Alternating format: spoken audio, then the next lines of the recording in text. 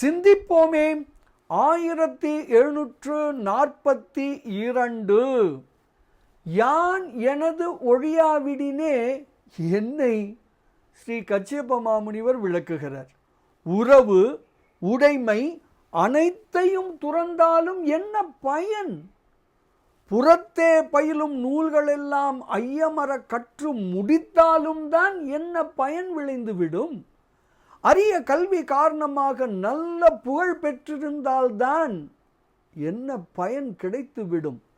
பஞ்சாக்கர தேசிகனுடைய திருவருளில் உற்று யான் எனது எனும் செருக்கு ஒழியாவிடில் துறவோ கல்வியோ செல்வமோ புகழோ எவற்றாலும் எந்த ஒரு பயனும் கிடைப்பதில்லை. இப்படியாக திருவருள் ஒன்றே நாம் பெற வேண்டிய செல்வம் என்று விளக்குகிறார் ஸ்ரீ கச்சியப்ப மாமுனிவர். பாடலை காணலாமே.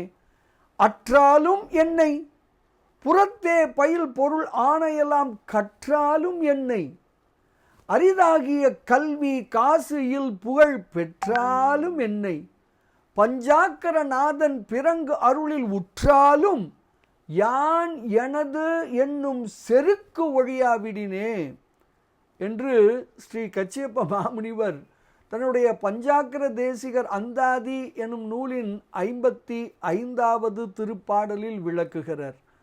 செருக்கு ஒழிவோம், அருட்செல்வம் பெறுவோம், பேரானந்தத்தில் திளைப்போம் திளைப்போம் திளைப்போம்.